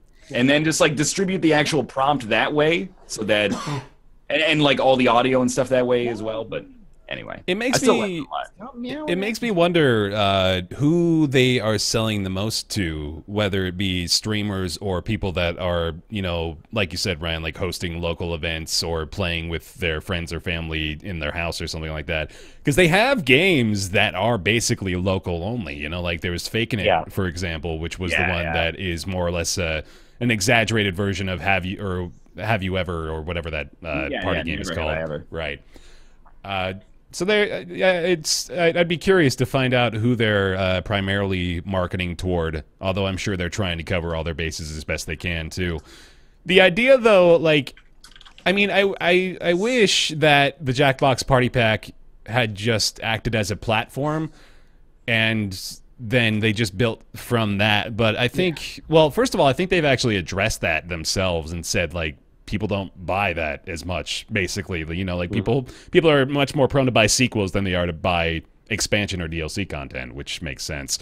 But still, I mean, it's hard to ignore the fact that the Party Pack sequels tend to, you know, like we've been hammering the point of, leave us with desires pretty commonly for the sequel, for the next iteration. I'm left with desires. Indeed. Left with desires. Story of my life. Insatiated. I do kind of think, like, just to play a little bit of devil's advocate on it. Sure. It's almost like if they made the game we wanted, they would eliminate themselves as a business. Almost, you know, yeah. No, I'm fine with not having custom prompts if they just give us like 1,000 prompts. Yeah. Yeah. Well, yeah, it's more to what Bear said. Why don't they just create like this platform and they sell bits, like new prompts? Here's like Twitch does, like 100 prompts for like $2. Yeah, I like that.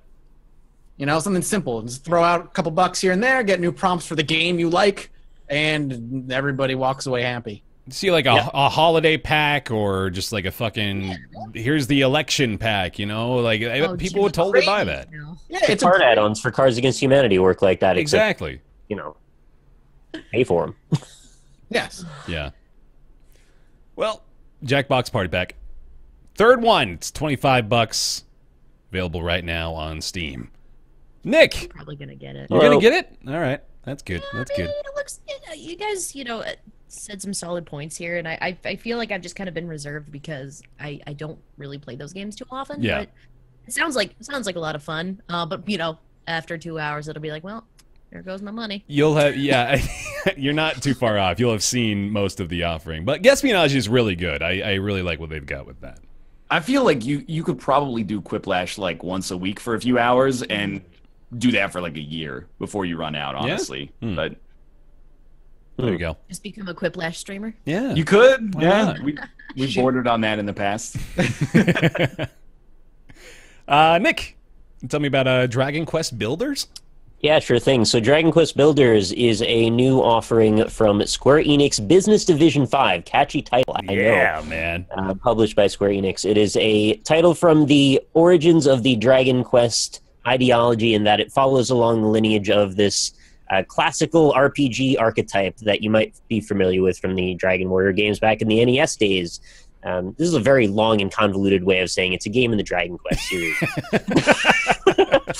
So if you'd like to check out a game about the Dragon Quest series, this is one of those. Okay, no, it's sort of a Minecraft reimagining with a bit of a more guided and linear function to it, in that it's a sandbox game, survival elements, and guided in structures. So you start out as a character who is the gifted builder in this world where the Dragon Lord has taken away humans' ability to build things.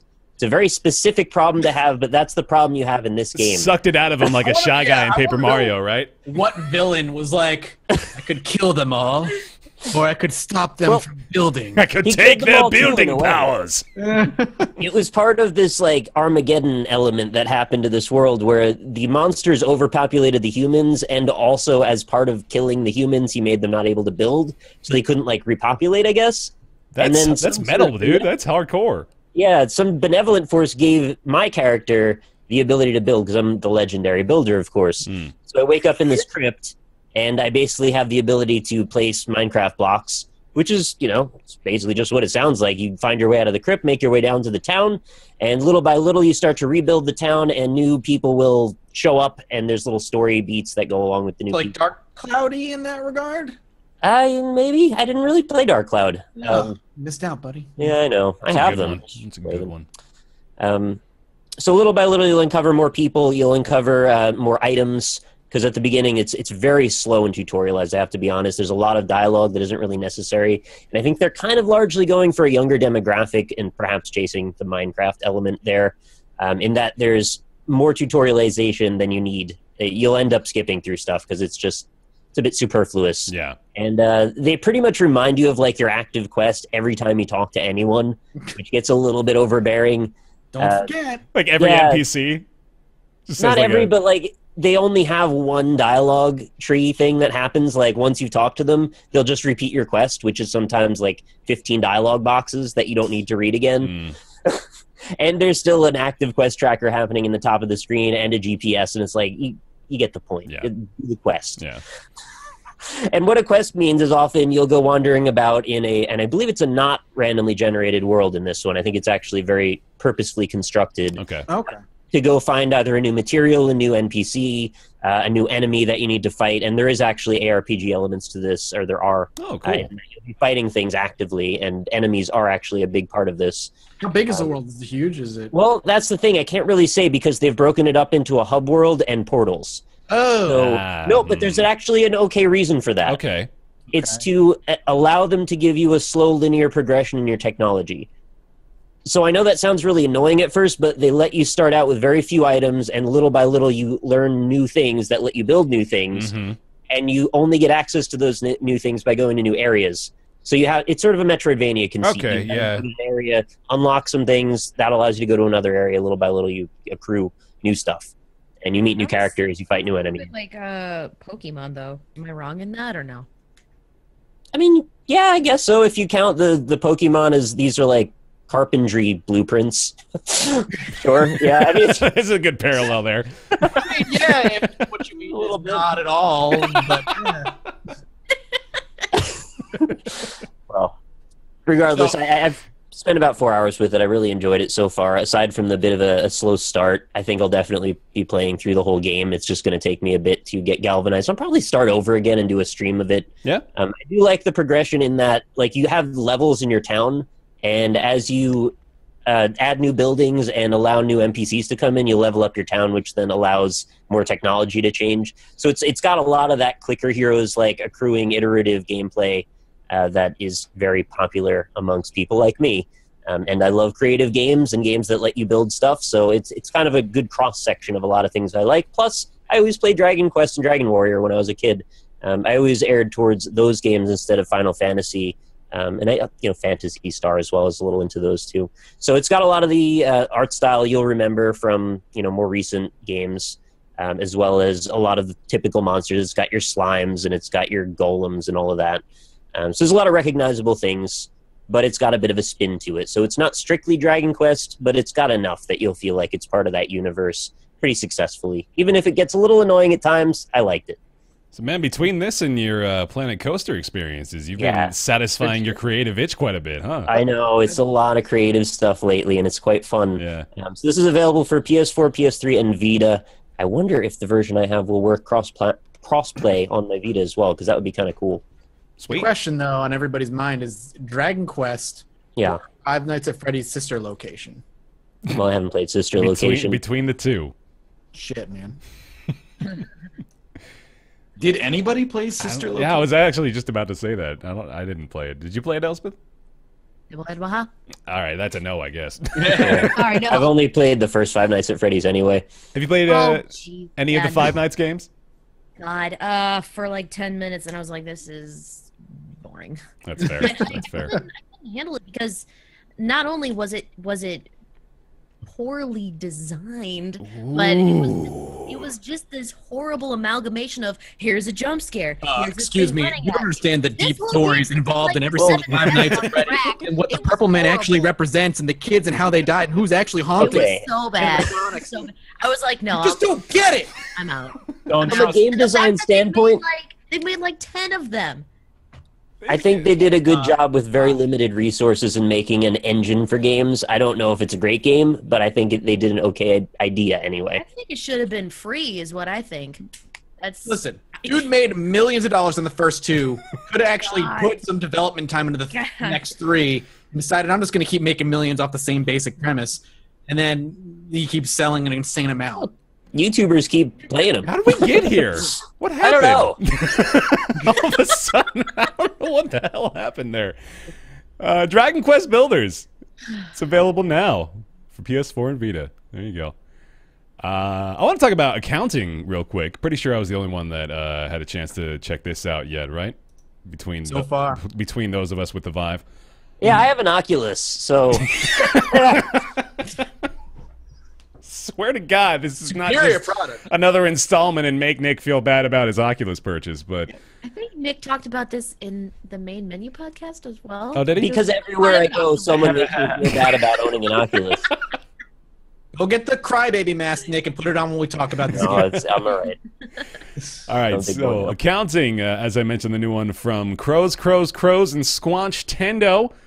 Squatch Tendo, notably the development team consisting of Justin Roiland and I'm gonna feel dumb for forgetting her name. Damn it, what's her name? There is another member of Squanch Tendo whom I've forgotten the name of. But accounting is a free VR experience. You can download it for free. Play it right now if you've got yourself a Vive. Just go on Steam and download it. It is, I believe they're going to actually turn this into something more. I think this is just sort of like a proof of concept for a game idea that they've got that they're going to build out more from. But if you play this... actually a game? Well, accounting is a game, yeah. It's like 20 to 30 minutes long, depending on how long you spend in the... I saw it on the docket, and I was like, we're going to discuss accounting. Yeah, well... We really like I can discuss accounting. It's important. Of what it's like to be a Twitch streamer and the amount of money we make. Exactly, Right, yeah. How we... You gotta learn how to redistribute those finances, dog. Them big Twitch bucks. Yeah. Now, accounting is, so they put you in and you're just in sort of like an office space to start off with, but then shit gets wild, and I won't spoil it for everybody, but it's some of the, well, okay, it's hilarious, first of all. I thought that probably went without saying. It's very funny, and I was laughing a lot through the whole thing. But I really like the ideas that they are sort of like, teasing you with through the course of this entire experience. And it looks really promising for Squanch Tendo's VR future, as weird as that sounds for me to say out loud. But I like the way that they have you interact with VR. It's a very self-aware sort of experience without actually like breaking the fourth wall. It's sort of driven as this idea of going deeper and deeper into virtual reality and trying to break free from the cycle at the same time. And it's just great. I can recommend it fully at the low price of nothing at all. Those of you with a Vive, you should check it out because it's a really good time. Questions, concerns, comments, compliments? Did you say what it is? Not really. I didn't want to. I don't want to spoil it too much because it is like I think it's best experienced just like the Stanley Parable. Really, it's hard to describe what it is without actually saying what it is. So it's kind of along those same lines. I just thought I had a stroke and like missed the part where you told me what. I'm sorry. Yeah, no, I was probably being very roundabout about the description, but yeah, it's fun and hilarious. And Justin, if you're out there, I love you, buddy. I wanna meet you and take you out to dinner. That's it. That's all I got. Accounting. It's VR. As your accountant, I can't advise that. I don't have the funds for it. If it's a business dinner, you can write it off. Yeah, I got an expense. Yeah, but so could he. You know, anyway. Sweet. Is it worth you like setting up my Vive again. Did you How- take down your Vive? How difficult is that going to be for you? It's going to be longer than a 5-minute process? I'm gonna plug it in and then probably like update it. Yeah. I think it's, Oof, that's rough. I'd say yes, shockingly. I think, you know what? I'm going to go ahead and say big thumbs up for you All right. because it's pretty dope. The problem for me is that like I think the longer I spend in the industry, the more I like don't care if a video game is fun, and I care more about like a video game can replicate some mundane task that in real life is not fun, but somehow you get like kind of a zen like sense of satisfaction from doing it in a digital format. Okay. That's why you play like fucking programming games. Shenzhen.io. That's where Shenzhen.io comes in, yeah. And you know, like Papers, Please as well has that kind of like, you know, Usually it's had a great story though.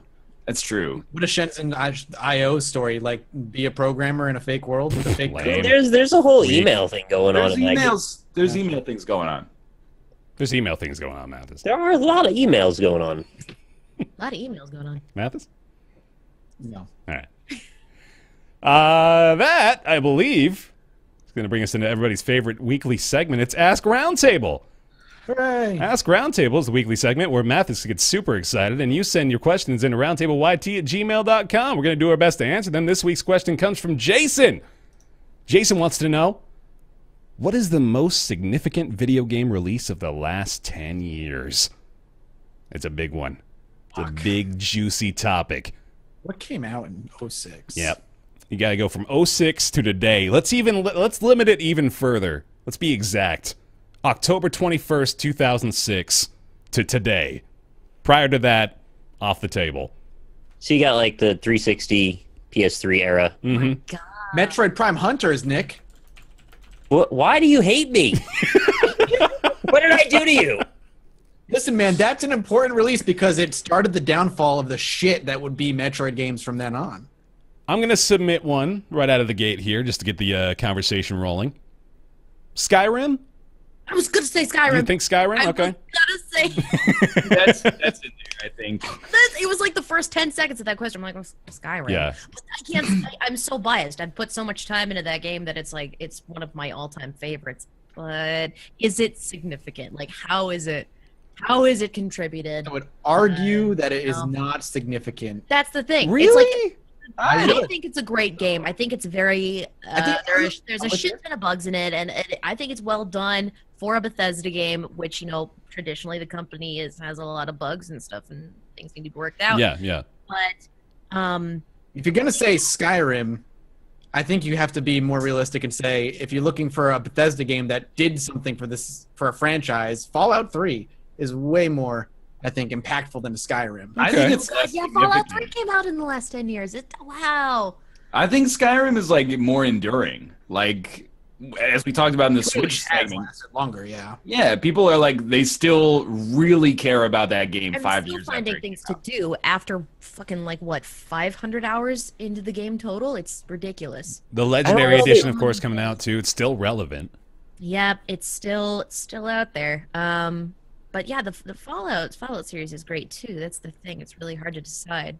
And for me, it's got to be a Bethesda game. I'm always on their side. But I don't think there's any other answer other than Minecraft that I can get behind. Because it's for a lot of reasons, actually. Number one, it showed that there can be a path from a really early beta, like Java game, up to being bought by Microsoft, from like the most indie of indie up to the top. And what that can do to the entire industry is pretty significant. I don't think anyone's ever quite made that path that open before. It came up in a time that hadn't really happened to that degree. Yeah. And it literally is like still a phenomenon, even though it's been years now. yeah, It's one of the most open, moddable games that are still being played and changed and became a career for so many people on YouTube. Yeah. It sort of birthed an entire personality trait that people are Minecraft players now. And now they have toys of themselves in Toys R Us and Target. Tuber heroes. Yeah. Superheroes. Yeah. Yeah. I think like I'm with Nick on that. Sorry, go ahead. the other thing for like Minecraft, like you said, first off, it's enormous and it's had like incredible influence. Like it's even used in schools now as a teaching tool. Also, for what you mentioned, like pioneering the early access model. basically. So not only ushering Yeah. that in, but also basically spawning all of the survival games that came after it. So I think that like that's probably the easy number one. I would, yeah. I really don't think there's any arguing that Minecraft is probably one of the most, if not the most influential game in maybe the past 10 years. On a lesser degree, I mean, if you're looking at games that revitalized the genre or whatever, I would argue that, like I said, I think Fallout 3 brought back a very particular series, but Dark Souls kind of created its own genre of hardcore action RPGs again, and that came out in what, 2011? Yeah, pretty 2011? recent. Yeah. I'd say Dark Souls is up there. I mean, it's hard to like compare it to Minecraft. I think, you know, that kind of thing. But I think Dark Souls is a really good example of another game that caused ripple effects within the industry and what people were willing to do and what people were willing to play. Yeah. Would you not give that credit to Demon Souls then? Dark Souls was more widespread. Yeah. But it wasn't for a good while. It took a good foothold, and I wonder if even part of that grassroots movement started at Demon Souls. I think Dark Souls my argument to Dark Souls is that since it was multi-platform, it immediately had a wider audience than Demon Souls. Yeah, that's true. As much as Demon Souls obviously is the root of Dark Souls being predecessor. Yeah, and I'm not saying that Demon Souls was better. I also agree Dark Souls was the better of the two, but I just wondered if maybe the Origins was more influential from there. And I'm very eager to see the lessons the world is going to learn. And I'm dead serious about this. The lessons the world is going to learn from fucking No Man's Sky over the next few years. None. How to be majorly disappointed in things that you're really looking forward to. Yeah. I mean, Among other Great for us. We'll have another bullet point to show to like don't pre-order games about this game. Everybody knows this debacle. Sorry. You're gonna have to be our scapegoat for that entire contingent of folks Dude, right now. I'm part of that. I'm part of that horrible group that's like, I love pre-ordering things. Yeah. Fuck it if it's not friendly. Dan Giesling's in there. He's like self-funded Star Citizen. Yeah. He is a citizen. I'll throw another one into the cogs here. How about Portal 2007? Oh my god. Oh, absolutely. Yeah. In what way? I think just the fact that it was a student group that developed it was pretty noteworthy. I think that was one of the first big instances of, you know, not a huge company pushing something that was generally perceived as very popular, pretty successful sales-wise too, I'm pretty sure. So I think like the maybe spurned the puzzle genre a little bit more, since back in that day it was still, I think that was still like, well, Gears of War 1 came out like a year before that, right? So it was, we were pretty thick into the heavy shooty marine trope at that point, like 06, 07, 08. So I think it stood out pretty well, just genre-wise too, that year. It made almost a shooter out of a logical puzzle game. Yeah. And I don't really think that at the time there were many of those around. So I guess I'm just having a hard time, putting it into the significant category as opposed to the brilliant category. Because I thought the game was incredibly creative. Yeah. And maybe it did give, life to more puzzle games like that in a way that you can use your environment more. Mm-hmm. After Portal, though, I really didn't see too many other games where I was like, this is reminiscent of Portal. I think it's honestly a game in and of itself. Like, it just kind of became its own deal. It kind of spawned a genre of other games that wish they were Portal and aren't as good. Because there's probably 24 or more pretty popular indie games that tried to do the Portal formula and failed, or tried to put such a minor spin on it that it was like transparent that that's all they were doing.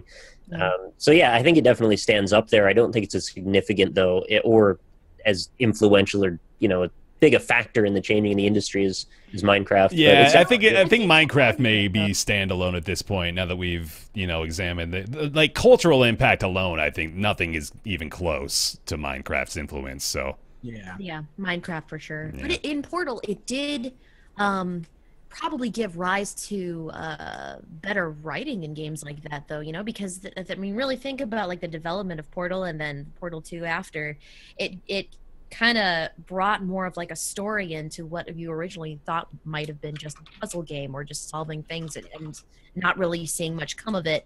I thought that it really gave way to a lot more of a comedic style that a lot of games employ now. Yeah. So I for me, that was one of the very first games where I was like, wow, this is really well written. It's got a character that, you know, you kind of feel connected to at some point, and I don't know. I think that was probably what helped influence a lot more games writing too. I'll give a shout out to chat as well because they keep saying something and I agree with them. I mean, it's impossible to say League of Legends hasn't fucking decimated the landscape in a good way. I don't know why decimated is the word I use. Just demolished hope for everyone. League of Legends took a genre basically from a mod from Warcraft 3 and created its own actual genre within the world. Yeah. And I have to shout out Dota 2 as well because they took that idea and then they blew up the esports scene with it. League of Legends was doing esports, but Dota showed them how to do esports well. Yep.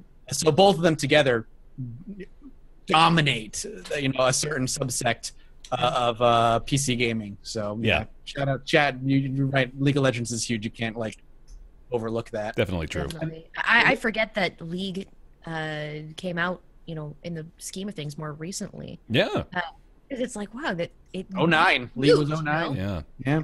That's absolutely insane, the amount of growth that it's had in the few short years. I hate that I can say, man, what came out a decade ago and how old was I? Oh, I was almost able to drink. Elise, she near punched me in the arm for a comment I made the other day. Hey, we've been driving for 10 years. Isn't that weird? And she was just immediately disgusted. God, why do you have to say it? Bro, then when people our age say that, I imagine how stupid it sounds to someone who's 50. Yeah, when they're like I've been driving for 34 years. Okay, 10 years. Wow. Well, I think though, what's interesting about this question is that when you answer it, informs a lot of your answer. Because I think if we answered this question 3 years ago or 2 years ago, we would be hands down, Minecraft would still be in the mix for sure, but we'd be Call of Duty 4. Look at it. There's so many World of Warcraft. Yeah, World of Warcraft would have qualified for sure. It depends on the context of where we are right now. Mm-hmm. Yeah, Minecraft is still huge, and I guess Portal would still be in the running. But I also think that if we answered this question 5 years ago, a game that would have been near the top and has now completely fallen off of the radar is Wii Sports. We would have been that game changed the game, and now everyone's it's kind of a weird memory from your adolescence that is sort of fuzzy and doesn't really fit into where the gaming is. I think it's because that showcased potential for what everybody was grasping for, which was motion controls, and then nobody was able to do motion controls right. So yeah, right. Man, if only Milo came out. Great. I like what Elspeth had said about trying to separate, the brilliant entries of the last 10 years from the most significant as well, because they are two very different categories. Still, though, I wonder maybe Journey might be worthy of consideration. I think it was fairly impactful, at least, maybe changed the gaming landscape a bit. I will never forget my experience with Journey. I'll say at least that much. Yeah. I think it depends on what exactly criteria you're using to try to figure this rubric out. Mm-hmm. And in my case, when I said Minecraft, not only is the game really well liked and very playable infinitely, but it also sort of paved the way for a bunch of different elements of the industry that were actually changing at the time. So the early access thing, it made indie games very notable. I mean, I kind of look at it like the spearhead of the difference between the pre-Limbo Super Meat Boy days and the post that, right? If that makes sense. Minecraft was the gap bridger between those two things that made AAA and indie sort of merge a bit more. Mm-hmm. I sort of feel in the not AAA great answers to this question, but in the B answers to this question, there's a lot of stuff you can throw in from the indie scene. Amnesia, I think, at least on an indie context, has had an enormous impact that we're still seeing to this day. Careers. Yeah, exactly. Amnesia is almost responsible for creating the biggest YouTuber on the planet. Well, I don't know about that. I think he'd probably still be up there, but yeah. It was, he got the barrels from Amnesia, at least. Well, yeah. Certainly, I think the fact that we're still seeing games that are basically just clones of Super Meat Boy puts that in like the second tier answers. And, Isaac has helped ushered in like the rise of roguelites again. So I think that, stuff like that is within the indie game sphere has added a lot. Braid for like nifty puzzle platformers, maybe Limbo in the same category. And then maybe like Gone Home or Dear Esther for the kind of legitimization of walking sims. Yeah. Stuff like that. Yeah, this is a lot. Yeah. I think Minecraft is probably our overall just fits every criteria. Covers the most possibilities. Yeah, definitely. Because of its versatility. I mean, you can pretty much do anything with Minecraft at this point. Yeah. Sweet. All right. Well, thanks, Jason. I like that question a lot. Appreciate it. If you got a question you want to send us, feel free to go over to Gmail, Hotmail, whatever you want. Send it to roundtableyt@gmail.com. And it's time for everybody's favorite segment after their favorite segment. It's Nick's Weird Game. Whoa! Whoa. I've actually been looking forward to this since I read. I'm going to introduce to what Chad is essentially right now. They're trying to get us a content ID match, I think.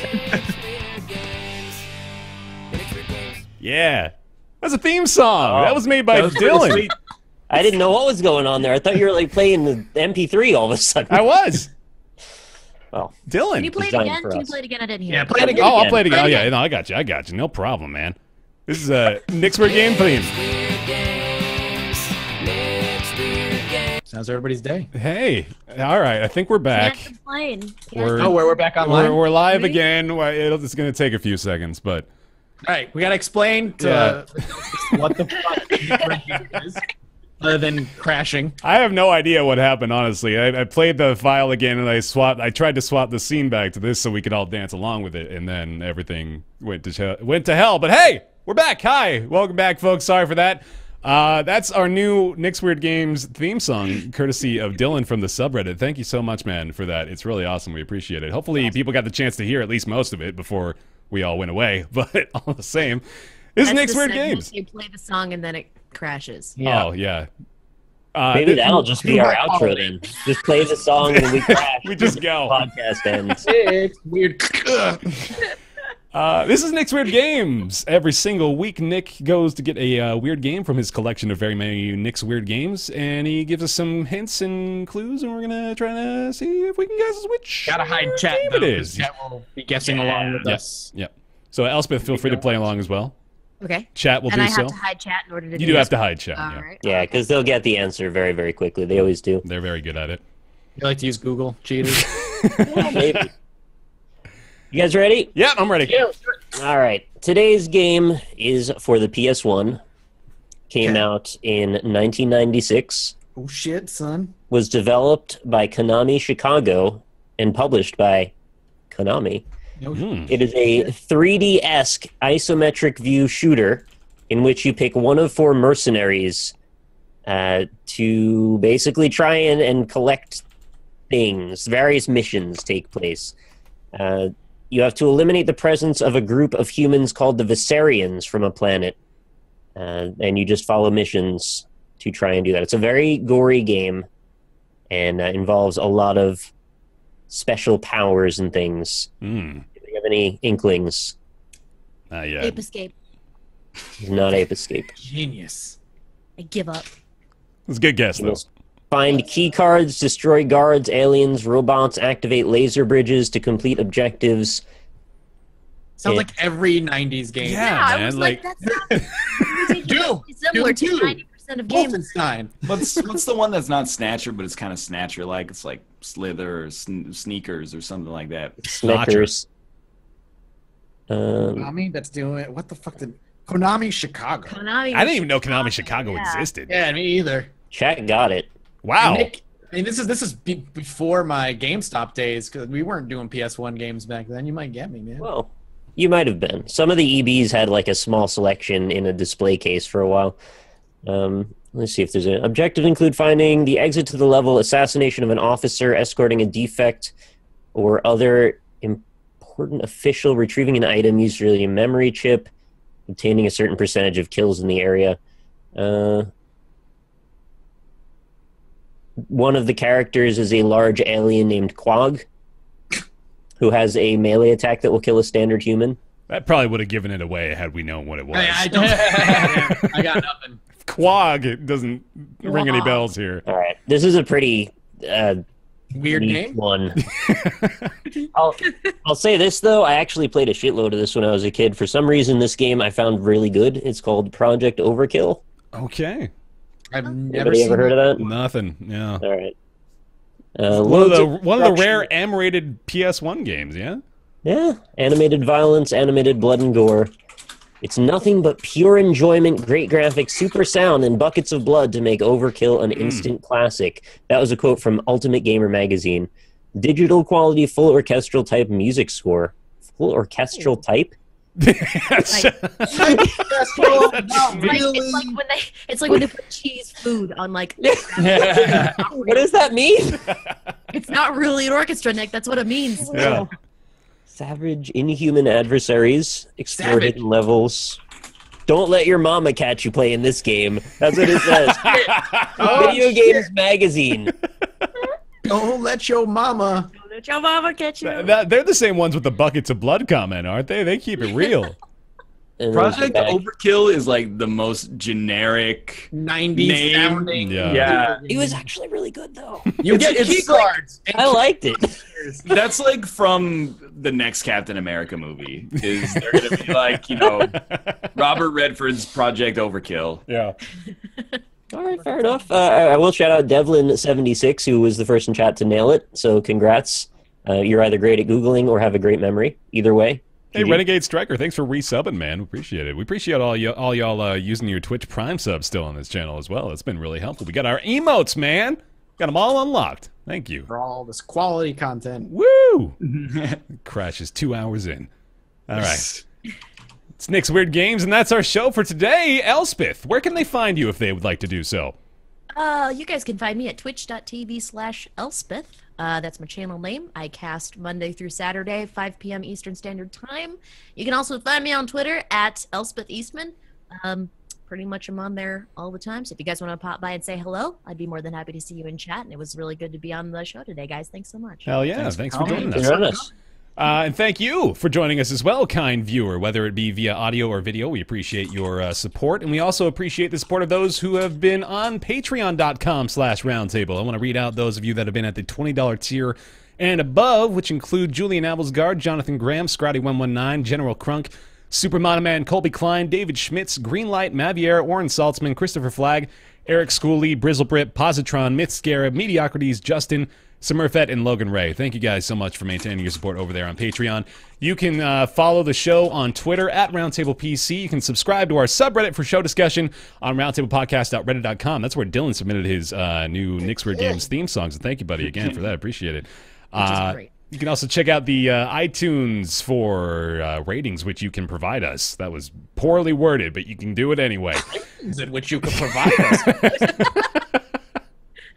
And that's it. Check out the show VOD over on YouTube, and we will see you here live on twitch.tv/Roundtable Podcast next Friday, October 28th at 3 p.m. Pacific, 6 p.m.